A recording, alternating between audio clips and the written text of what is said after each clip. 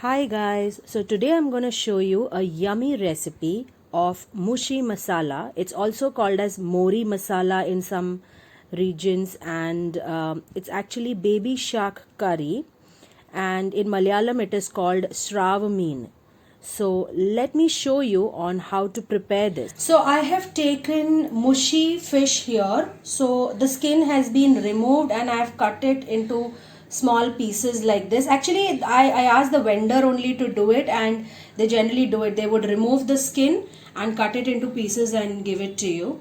So the first step that we'll do is marinating this fish. So I'll show you what is required for marination.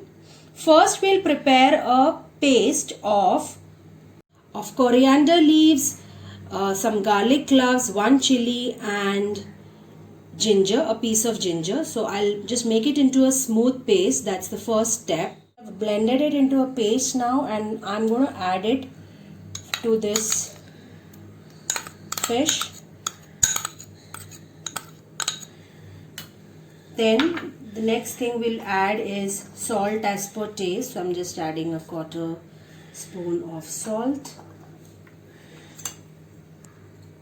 a quarter spoon of turmeric, chili as per taste, red chili powder. So I'm just adding 1/4 spoon, and half a spoon of garam masala powder. So we'll mix this well and keep it for about half an hour. So in the meanwhile, we'll proceed with preparing the other part of the gravy.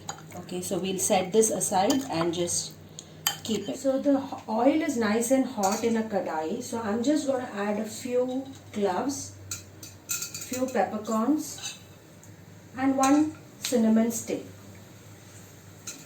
After this, I will just add 3 to 4 garlic cloves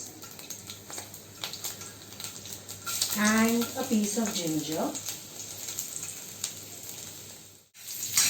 So after this, I will be adding onions to this. And we'll just wait for the color to change a bit.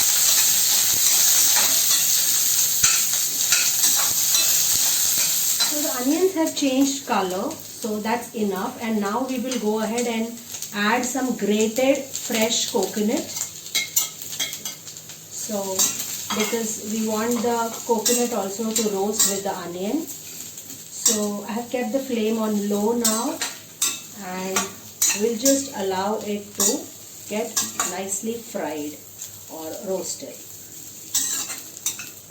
So now the coconut has also slightly changed its color. So now at this stage we'll just switch off the flame and we'll allow it to cool down, and then grind them into a thick paste. We should add very little water and then grind it into a paste, but we can do that after this has cooled down. So I have made it into a thick paste now. As you can see, I have added the minimal water here. So, and I have ground it into a nice paste. So let's proceed now to the next step.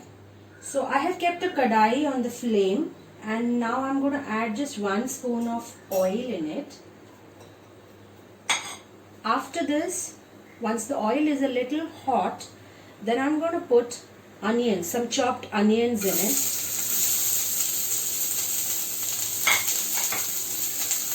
And just saute it a bit. The onions have turned into pink, and I will just add a heap of coriander powder. This is homemade coriander powder that I have added. So we don't need to fry it much. Once it's just sauteed a bit, and then we can proceed to add this marinated fish that we were having. So we'll just transfer it in the kadai.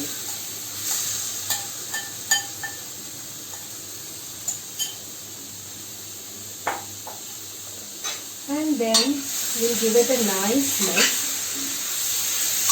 Just do it gently, because this fish is very delicate also. So do it very gently. This fish has only one bone, and that is also very soft. so it's chewable, so it's nice to taste. So I kept it for about a minute on the lowest flame, and now I'm going to transfer the masala that we had made, the coconut onion masala, the thick paste, in it. And we'll give it a nice mix. So it's been 2 minutes now on the lowest flame, and as you can see, it's like bubbles have started coming in, and now it's the time we can add water to adjust the consistency. If you want, you can also add chili powder, extra chili powder. We have already added pepper, and chili powder was also added to the fish, so I'm not adding it, but you can adjust it as per your preference. So we can add water to adjust the consistency. So at this stage you can adjust the salt and content also. So I think I would require some more salt, so I'm just adding a bit more of it, and I'm going to add 3 to 4 kokum. If you don't have kokum, you can even use tamarind pulp. And now we are going to just close the lid and allow it to cook for some time. It's been a couple of minutes now, and the curry is nicely boiling, so I think it's done now. Yeah, even the fish seems to be done nicely, so I'll just maybe garnish it with some coriander leaves, and now we can take it off on a serving bowl.